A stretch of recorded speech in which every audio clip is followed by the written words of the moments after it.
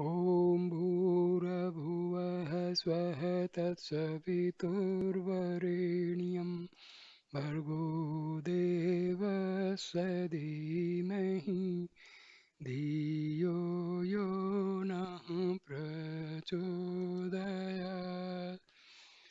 ॐ शान्ति शान्ति शान्तिः Namaskar, my dear friends. Today I am making this video on the life of a great yogi, Paramhansa Swami Vive Yogananda. Paramhans Yogananda was born with the name Mukunda Lal Ghosh on January 5, 1893, and he lived and took Mahasamadhi on March 7, 1952. He was an Indian Hindu monk, yogi, and guru who introduced millions to the teachings of meditation and Kriya Yoga through his organization Self Realization Fellowship SRF or Yogoda Satsang Society YSS of India, and who lived his last 32 years in America. A chief disciple of the Bengali yoga guru Swami Sri Yukteswar Giri, he was sent by his lineage to spread the teachings of yoga to the West, to prove the unity between Eastern and Western religions, and to preach a balance between Western material growth and Indian spirituality. His long standing influence in the American yoga movement and especially the yoga culture of Los Angeles led him to be considered by yoga experts as the father of yoga in the West. Yogananda was the first major Indian teacher to settle in America and the first prominent Indian to be hosted in the White House by President Calvin Coolidge in 1927. His early acclaim led to him being dubbed the 20th century's first superstar guru by the Los Angeles Times. Arriving in Boston in 1920, he embarked on a successful transcontinental speaking tour before settling in Los Angeles in 1925 for the next 2.5 decades. He gained local fame as well as expanded his influence worldwide. He created a monastic order and trained disciples, went on teaching tours, bought properties for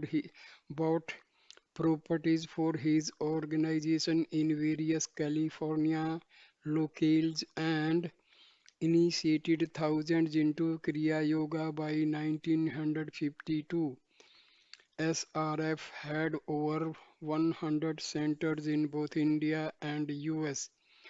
Today they have groups in nearly every major American city. His planned living and high thinking principles attracted people from all backgrounds among his followers. He published his book Autobiography of a Yogi in 1946 to critical and commercial acclaim. Since its first publishing, it has sold over 4 million copies, with Harper San Francisco listing it as one of the 100 best spiritual books of the 20th century. Former Former Apple CEO Steve Jobs had ordered 500 copies of the book for his own memorial for each guest to be given a copy. The book has been regularly reprinted, is known as the book that changed the lives of millions. A 214 documentary, Awake the Life of Yogananda, won multiple awards at film festivals around the world. His continued legacy around the world remaining a leading figure in Western spirituality to the current day led authors such as Philip Goldberg to consider him the best known and most beloved of all Indian spiritual teachers who have come to the West through the strength of his character and his skillful transmission of perennial wisdom.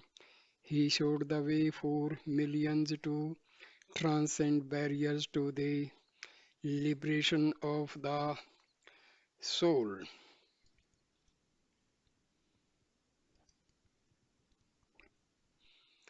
Yogananda was born in Gorakhpur, Uttar Pradesh, India, to a Hindu family of Bengali caste.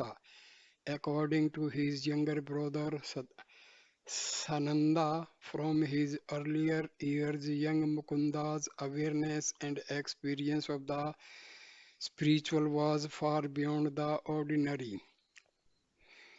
His father, Bhagavati Charan Ghosh, was a vice president of the Bengal Nagpur Railway. The traveling nature of his job would move his family to several cities during Yogananda's childhood, including Lahore, Bareilly, and Kolkata. According to an autobiography of a yogi, when he was 11 years old, his mother died just before the betrothal of eldest brother Ananta. She left behind for Mukunda a sacred amulet given to her by a holy man who told her that Mukunda was to possess it for some years, after which it would vanish into the ether from which it came. Throughout his childhood, his father would fund train passes for his many sightseeing trips to distant cities and pilgrimage spots which he would often take with friends. In his youth, he sought out many of India's Hindu sages and saints, including the Soham Tiger Swami, Gandha Baba, and Mahendranath Gupta, hoping to find an illumined teacher to guide him in his spiritual quest. After finishing high school, Yogananda formally left home and joined a Mahamandal hermitage in Varanasi. However, he soon became dissatisfied with its insistence on organizational work instead of meditation and God perception. He began pray he began praying for guidance in 1910. His seeking after various teachers mostly ended when, at the age of 17, he met his Guru Swami Sri Yukteswar Giri. At this time, his well guarded amulet mysteriously vanished, having had served its spiritual purpose. In his autobiography, he describes his first meeting with Sri Yukteswar as a rekindling, rekindling of a relationship that had lasted for many lifetimes. He entered a oneness of silence. Words seemed to the rankest superfluities. Eloquence flowed in soundless chant from heart of master to disciple with an antenna of irrefragable insight. I sensed that my Guru knew God and would lead me to Him. The obscuration of this life disappeared in a fragile dawn of parental memories. Dramatic time, past, present, and future are its cycling scenes. This was not the first son to find me at this holy feet. He would go on to train under Sri Yukteswar as his disciple for the next 10 years, 1910 to 1920, at his hermitages in Sirampur and Puri. Later on, Sri Yukteswar informed Yogananda that he had been sent to him by the great Guru of their lineage, Mahavatar Babaji, for a special world purpose of yoga dissemination. After passing his intermediate examinations in arts from the Scottish Church College, Calcutta in 1914, he graduated with a degree similar to current day Bachelor of Arts or BA, which at the time was referred to as an AB. From Serampur College, the college having two entities, one as a constituent college of the Senate Serampur College University and the other as an affiliated college of the University of Calcutta. This allowed him to spend time at Yukteswar's ashram in Serampur. In July 1914, several weeks after graduating from college, he took formal vows into the monastic Swami order. Sri Yukteswar allowed him to choose his own name, Swami Yogananda. In 1917, Yogananda founded a school for boys in Dihika, West Bengal that combined modern educational techniques with yoga training and spiritual ideals. A year later, the school relocated to Ranchi. One of the school's first batch of pupils was his younger brother, Vishnu Charan Ghosh, who learned yoga asanas there and in turn taught asanas to Vikram Chaudhary. This school would later become the Yogada Satsanga Society of India, the Indian branch of Yogananda's American organization Self Realization Fellowship. Teaching in America in 1920 while in meditation one day at his Ranchi school, Yogananda received a vision faces of a multitude of Americans passed before his mind's eye, intimating to him that he would soon go to America. After giving charge of the school over to its faculty and eventually to his brother disciple Swami Satyananda, he left for Calcutta. The following day, he received an invitation from the American Unitarian Association to serve as India's delegate to an international congress of religious liberals convening that year in Boston. Seeking out his guru's advice, Sri Yukteswar advised him to go. Later, while in deep prayer in his room, he received a surprise visit from Avatar Babaji, the great guru of his lineage, who told him directly that he was the one chosen by the masters to spread Kriya Yoga to the West. Reassured and uplifted, Yogananda soon afterwards accepted the offer to go to Boston. This account became a standard feature of his lectures.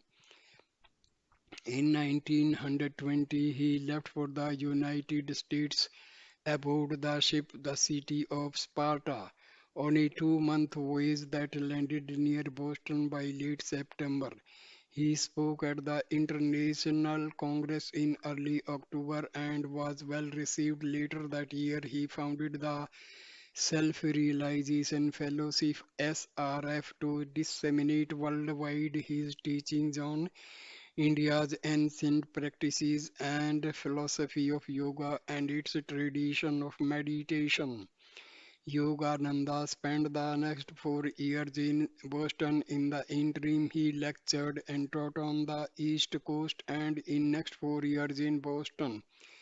In the interim, he lectured and taught on the East Coast and in 1924 embarked on a cross-continental speaking tour. Thousands came to his lectures during This time he attracted a number of celebrity followers, including Soprano Emelita Galli, Churchi, tenor Vladimir Rosing, and Clara Clemens Gabrielowicz, the daughter of Mark Twain. In 1925, he established an international center of self-realization fellowship in Los Angeles, California, which became the spiritual and administrative heart of his growing work.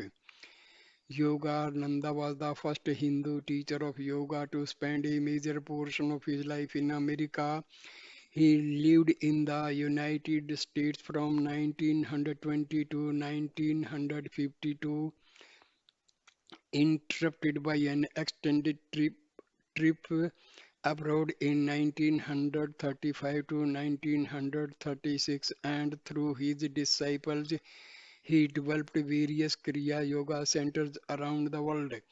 Yogananda was put on a government watch list and kept under surveillance by the FBI and the British authorities, who were concerned about the growing independence movement in India. A confidential file was kept on him from 1925 to 1937 due to concern over his religious and moral practices. Yogananda was up against a perfect storm of America's worst defects: media sensationalism, religious bigotry, ethnic stereotyping, paternalism, sexual anxiety, and brazen racism. In 1928, Yogananda received unfavorable publicity of Miami, and the police chief Leslie Quigg prohibited Yogananda from holding any further events. Quigg said it was not due to a personal grudge against the Swami, but rather in the interest in public order and Yogananda's own safety. Quigg had received veiled threats against Yogananda. According to Phil Goldberg, it turns out that Miami officials had summoned the British Vice Consulate to advise them on the matter. One consulate officer said that the Miami city manager and Chief Quigg re- recognized the fact that the Swami was a British subject and apparently an educated man, but unfortunately he was what is considered in this part of country a colored man. Given the South's cultural mores, he noted the Swami was in great danger of suffering bodily harm from the population. Visit to India. In 1935, he returned to India via ocean liner along with two of his Western students to visit his Guru Sri Yukteswar Giri and to help establish his Yogoda Satsang work in India. While en route, his ship detoured in Europe and the Middle East. He undertook visits to other living Western saints like Therese Newman, the Catholic stigmatist of Connors Youth, and places of spiritual significance, Assisi, Italy, to honor Saint Francis, the Athenian temples of Greece and prison cell of Socrates, the Holy Land of Palestine, and the region of the ministry of Jesus, and Cairo, Egypt, to view the ancient pyramids. In August 1935, he arrived in India at the port of Bombay. Due to his fame in America, he was met with many photographers and journalists during his short stay at the Taj Mahal Hotel.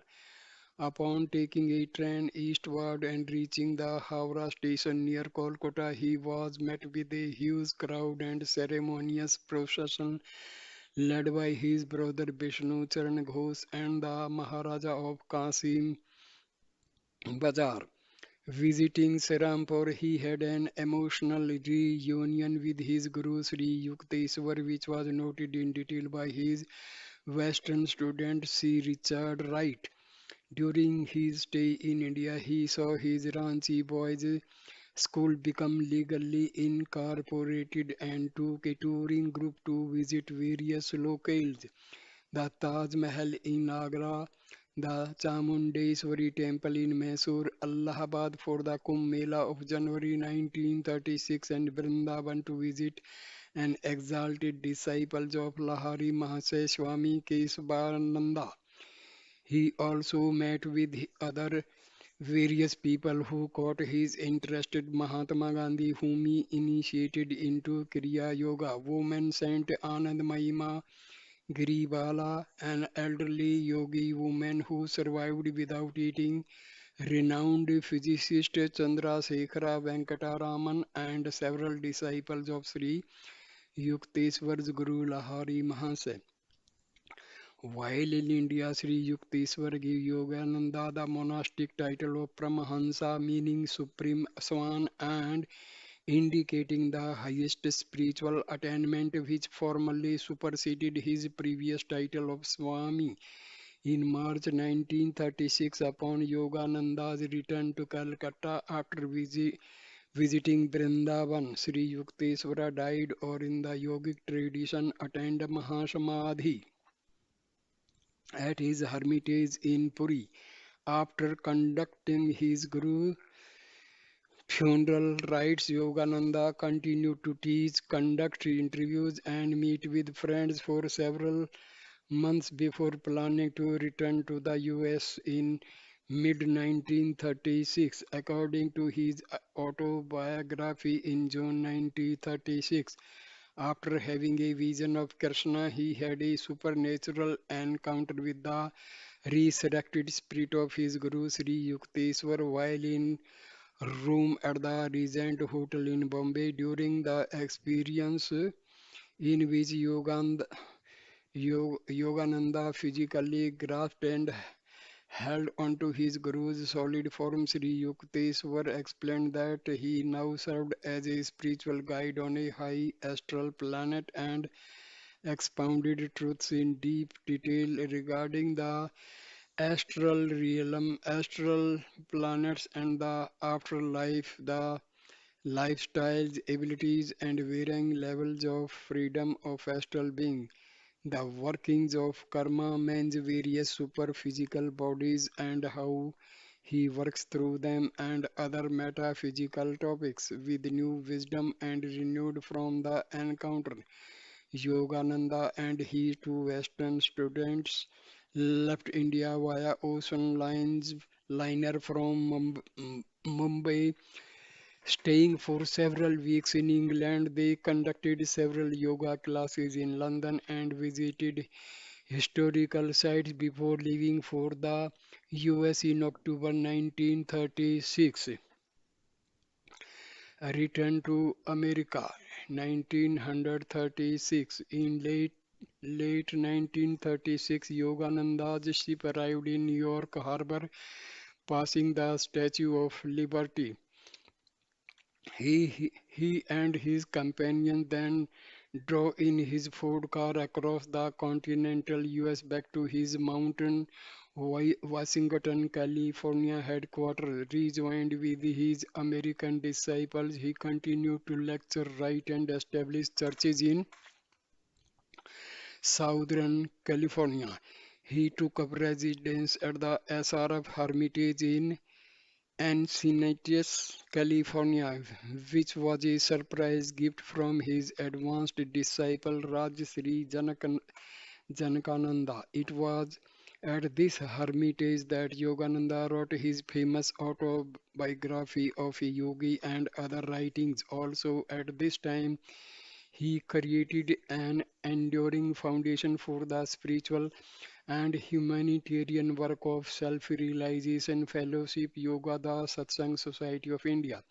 In 1946, Yogananda took advantage of a change in immigration laws and applied for citizenship. His application was approved in 1949 and became a naturalized US citizen. The last 4 years of his life were spent primarily in seclusion with some of his inner circle of disciples at his desert retreat in 29 Palms, California, to finish his writings and to finish revising books, articles, and lessons written previously over the years. During this period, he gave few interviews and public lectures. He told his close disciples, I can do much more now to reach others with my pen. Death. In the days leading up to his death, Yogananda began hinting to his disciple that it was time for him to leave the world. On March 7, 1952, he attended a dinner for the visiting Indian ambassador to the US, Binay Ranjan Sen, and his wife at the Biltmore Hotel in Los Angeles. At the conclusion of the banquet, Yogananda spoke of India and America, their contributions to world peace and human progress, and their future cooperation, expressing his hope for a united world that would combine the best qualities of efficient America and spiritual India. According to an eyewitness, Dayamata, a direct disciple, Yogananda, who was head of the Self-Realization Fellowship from 1955 to 210. As Yogananda ended his speech, he read from his poem My India, concluded with the words, Where Ganges, woods, Himalayan caves, and man dream God, I am hallowed. My body touched that sword. As Himalayan caves and man dream God, I am hallowed. My body touched that sword. As he uttered these words, he lifted his eyes to the Kutastha, uh, Kutastha center, the Agya Chakra or spiritual eye, and his body slumped to the floor. His followers said that he entered Mahasamadhi. The cause of death was heart failure. His funeral service with hundreds attending was held at the SRF headquarters at Mount Washington in Los Angeles. Raj Sri Janakananda, who Yogananda chosen to succeed him as the new president of the Self-Realization Fellowship, performed a sacred ritual releasing the body to God.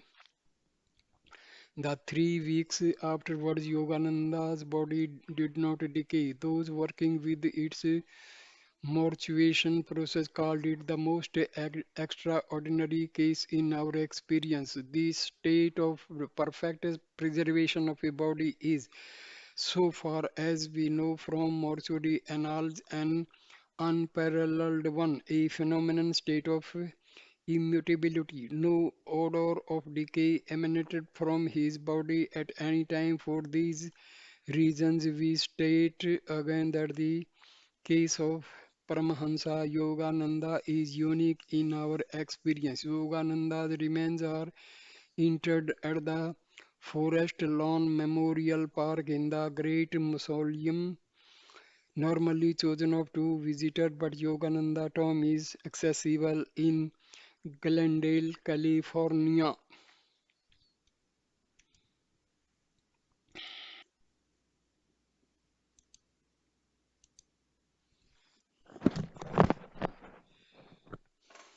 Teachings of Paramahansa Yogananda.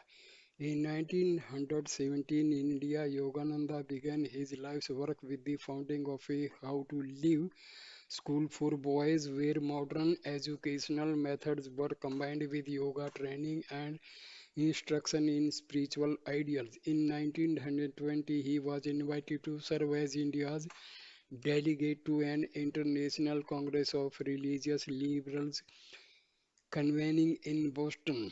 He his address to the Congress on the science of religion was enthusiastically received. For the next several years, he lectured and taught across the United States. His discourses taught of the unity of the original teachings of Jesus Christ and the original yoga taught by Bhagwan Krishna. In 1920, he founded the Self Realization Fellowship and in 1925 established in Los Angeles, California, USA, the international headquarters of the SRF. Yogananda wrote The Second Coming of Christ, the resurrection of the Christ within you, and God talks with Arjuna. The Bhagavad Gita to reveal what he claimed was the complete harmony and basic oneness of original Christianity as taught by Jesus Christ and original yoga as taught by Bhagwan Krishna, and to present that these principles of truth are the common scientific foundation of all true religions. Yogananda wrote down his aims and ideals for self-realization fellowship Yogada Satsang Society to disseminate among the nations a knowledge of definite scientific techniques for attaining direct personal experience of God, to teach that the purpose of life is the evolution through self-effort of man's limited moral consciousness into God consciousness, and to this end to establish self-realization fellowship temples for God communion throughout the world, and to encourage the establishment of individual temples of God in the homes and in the hearts of man, to reveal the complete harmony and basic oneness of original Christianity as taught by Jesus Christ and original yoga as taught by Bhagwan Krishna, and to show that these principles of truth are the common scientific foundation of the true religions, to point out the one divine highway to all paths of true religion beliefs eventually lead the highway of daily scientific devotional meditation or God,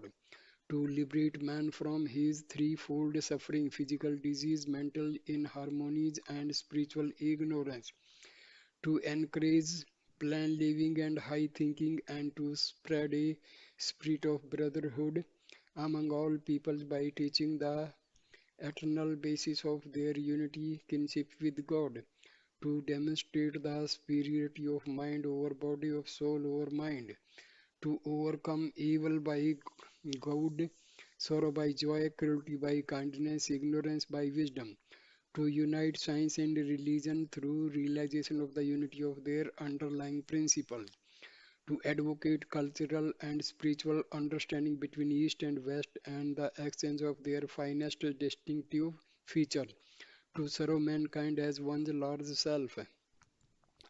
In his published work, The Self-Realization Fellowship Lessons, Yogananda gives his in-depth instruction in the practice of the highest yoga science of God realization. That ancient science is embodied in the specific principles of meditation techniques of Kriya Yoga. Yogananda taught his students the need for direct experience of truth as opposed to blind belief. He said that the true basis of religion is not belief but intuitive experience. Intuition is the soul's power of knowing God, to know what religion is really and all about one's know God. Echoing traditional Hindu teaching, he taught that the entire universe is God's cosmic motion picture and that individuals are merely actors in the divine play who change roles through reincarnation. He taught that mankind's deep suffering is rooted in identifying too closely with one current role rather than with the movie director or God. He taught Kriya Yoga and other meditation practices to help people achieve that understanding which he called self-realization.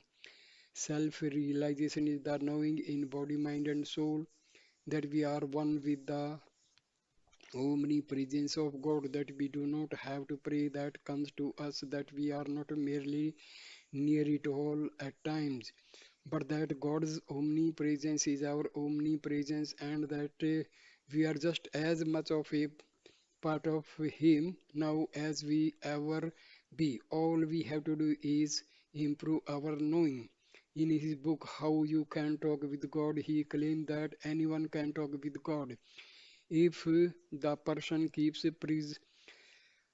persevering in the request to speak with God with devotion. He also claimed that God had spoken to him many times.